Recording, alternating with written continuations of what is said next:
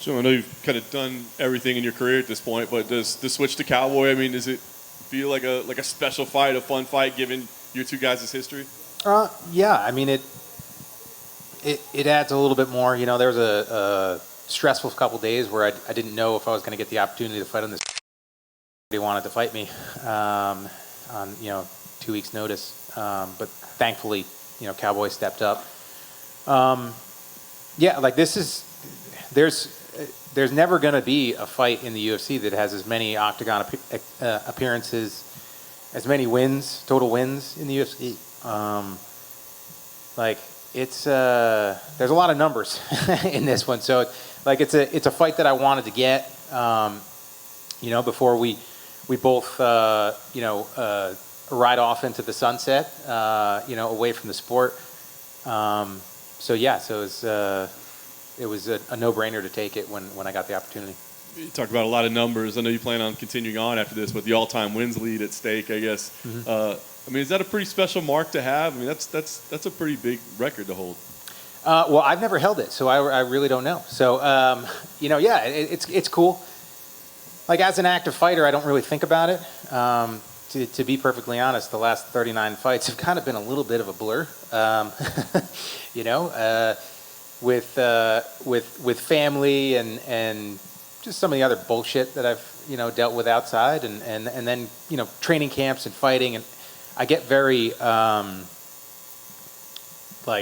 focused. I'm good at focusing myself and just worrying about the task at hand. So I don't really step back and think about the numbers all that often. But yeah, it's a cool feather in the hat to have, I'm planning on taking it on Saturday night.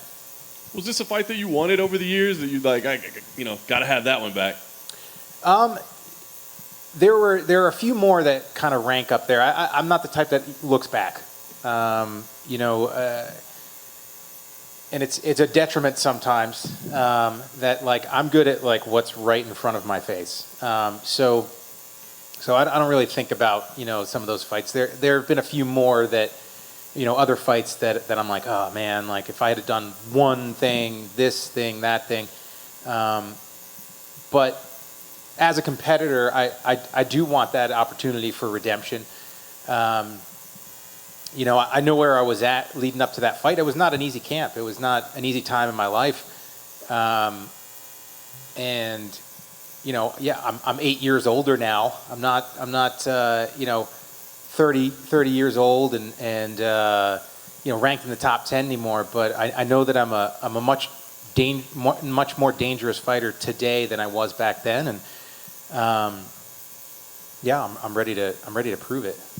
I like it. Last thing for me, I guess, what kind of fight do you think we see? I mean, you two crafty veterans in there. Do you think it's going to be a back and forth battle, or you've shown the ability to get things done too?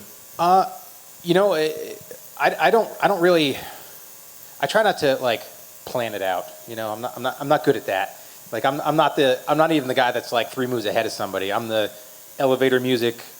Don't even worry about it, and just bite down on my mouthpiece and go kind of guy. So I do remember what happened in the last fight. And I know that Cowboy is a dangerous guy. I've also seen his last couple fights, so I'm looking to connect and hurt him and end it violently. That's always my goal. 39 fights, 23 wins in the UFC, 51 fights altogether. I think there's one time in my very first professional fight that I was smiling and happy about winning a decision. So that's never my goal. It never has been my goal. It never will be my goal. And if I get to that point that I'm just trying to game the clock, game the system, and hope that 3 individuals on the outside are choosing me to win, then I know that it's time for me to pack it up. I was asked yesterday, I think it was, about the legacy that I'd like to leave on this sport, and the one that hits, the moment in time that hits me the hardest is the last minute of that first fight with Joe Lozon. I knew I had it in the bag, and without those submission attempts that he had at the very end, that fight looks very different in people's eyes, and they don't see it as close as it ended up looking.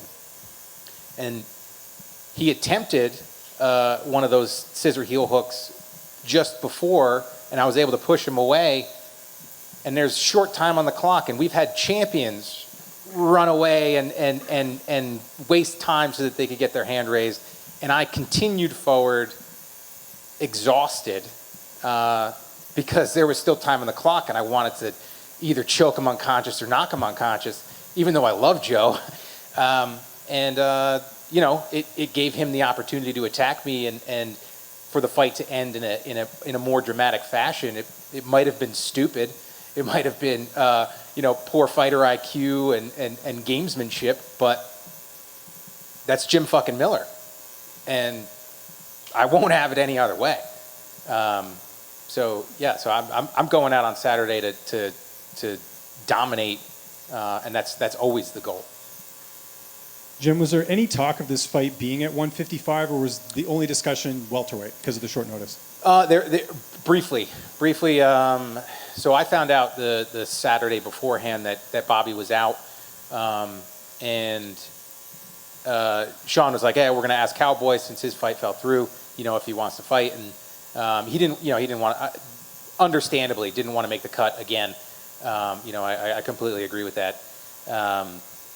So yeah, for a few days there, I guess nobody accepted the fight, and then they went back to him at 170s, and I got the call on that Thursday, like literally maybe 20 minutes before it broke.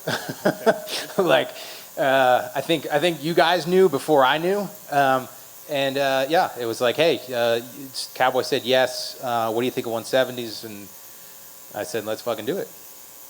How much weight do you have to cut? Do you have to cut much to get to 170? I was walking around like 167, 168, you know, preparing for the cut for 155. So yeah, so I've been able to eat a little bit more, you know, and I'm still eating salt and I'm still eating carbs, so I'm happy right now. Yeah. So do you think we'll see a better fight just because there isn't the weight, you know, the depletion, and both of you are, you know, you're healthy, you're eating a lot. Like, do you think this could be even better, you know, than what would be expected at 155? There's definitely potential. Yeah. You know, I've always wondered what it would be like to not have to cut anything and to just walk into a fight, and it's kind of one of those things. It sucks that cutting weight is part of the game. You know, I don't want to get into my potential ideas for you know, fixing it. I don't know if we have enough time for that. I think I'll need to do a TED Talk, but it's part of the game. There are fighters that don't do it as much, and I commend them. And you know, they've got stones to do it, because it's difficult. You know, because everybody does do it, and it's kind of one of those things. You know, if they're jumping off the bridge, then are you going to do it? Well, they're also going to punch me in the face and be 20 pounds heavier than me. So yes, Mom, I'm going to jump off the bridge. Yeah, like I'm excited to see what it's like to not have to cut, not have to deplete myself, because you always feel it. It really doesn't matter. You always feel it. Just last one for me. What type of camp have you had leading into this fight? You're preparing for Bobby Green, fighting Cowboy Cerrone. Were there any major switch-ups as far as camp? No. You know, one, there wasn't enough time to really do anything. And two, I don't really focus on my opponents. I've seen my peers do it in the past, and I've been guilty of it as well, expecting a fighter, a professional athlete, to not change, to not adapt, to not fill up holes, to not learn something new, and that's a dangerous thing. So my fight camps,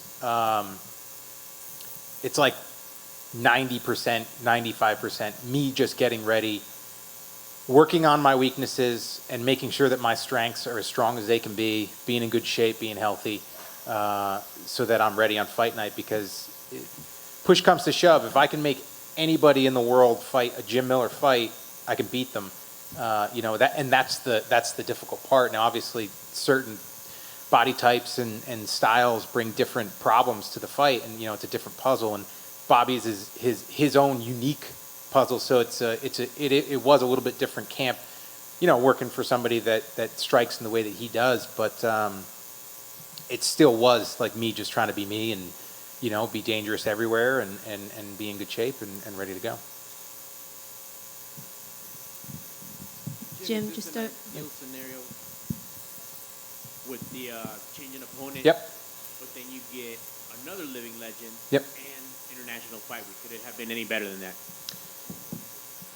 Not really, no. Like I said, I mean, for it to come together like this, be 40,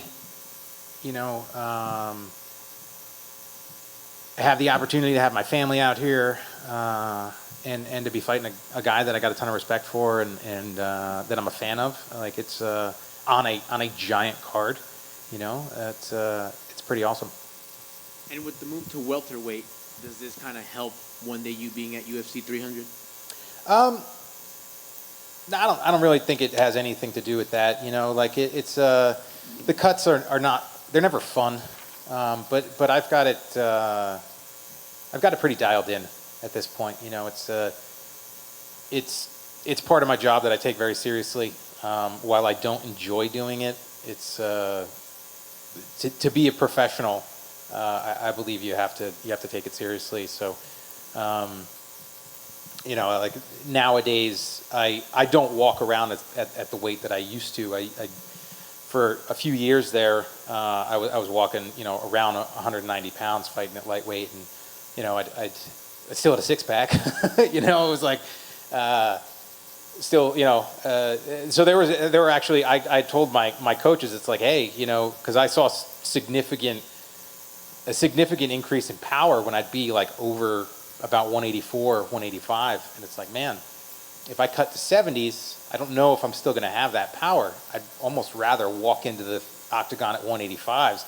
Now, granted, I'd be fighting guys that are 205 pounds, but at least I wouldn't be going through the weight cut.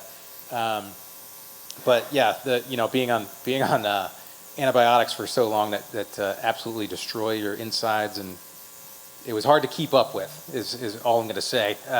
So I ended up losing a significant amount of weight, particularly in 2016. So I usually don't walk more than about 175 these days. Excellent. And last thing for me, if you could elaborate, you mentioned for the first Cowboy fight, there were a couple issues. Mm-hmm. I'm assuming they're not here now, if you want to kind of touch on that. Yeah, I was going through, a gym change at the time, right? Had been dealing with some drama and stuff like that at the gym that I'd been training at. So I was opening up my own place.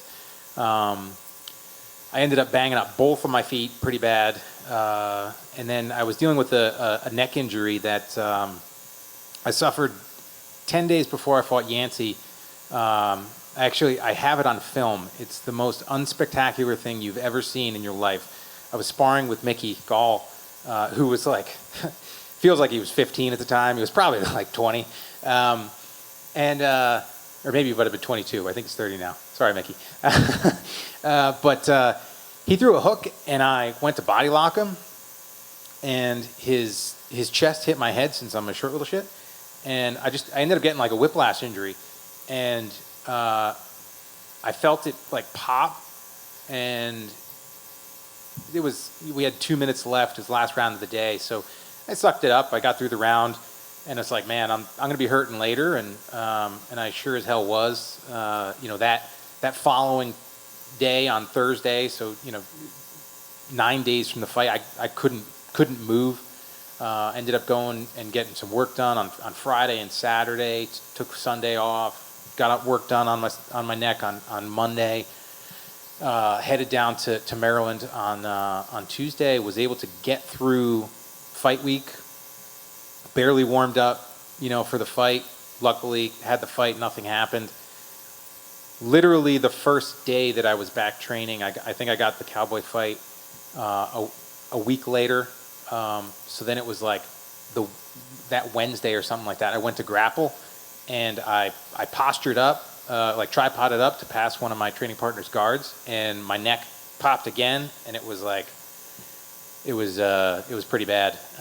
So I was getting work done and really taking it easy, not barely like super controlled rolling, super controlled sparring. It was one of those injuries that kind of like had an effect on me for a while, because the most difficult thing that it did was it made it hard to wrestle.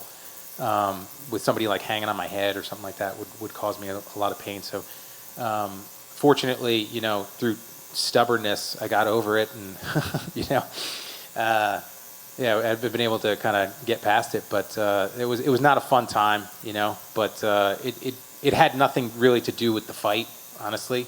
It's not like it hurt me in the fight. It probably affected my preparation, but because you are what you have done the last couple weeks leading up to a fight, where habits matter. So I wasn't at my peak and my point at that point, but I really wanted to fight, so I took it. Thank you, sir. Good luck on Saturday. Thank you. Jim, just at the back here. Yep. Going into this Saturday, you and Cerrone have got a ton of experience behind you both. How do you see the fight playing out on Saturday night? Violently. Yeah, like I said, I know what he's capable of. He's a dangerous guy, and that's why I like watching him fight. But I've also seen his last couple fights, and I know that he's, hasn't been taking damage well. So I have to be smart. I have to be quick, and like I said, I have to make it a Jim Miller fight, and like I had said too, I know that I'm the most dangerous that I've ever been, because of the guys that I have around me, because of my team, because of my coaches, and because of what I like to think is usually pretty smart training. I definitely do stupid stuff here and there, but I feel good. So like I said, I know what he's capable of. He's definitely capable of hurting me, but I'm more than capable of hurting him as well. So I see a violent fight, on ABC. So I hope the fans tune in.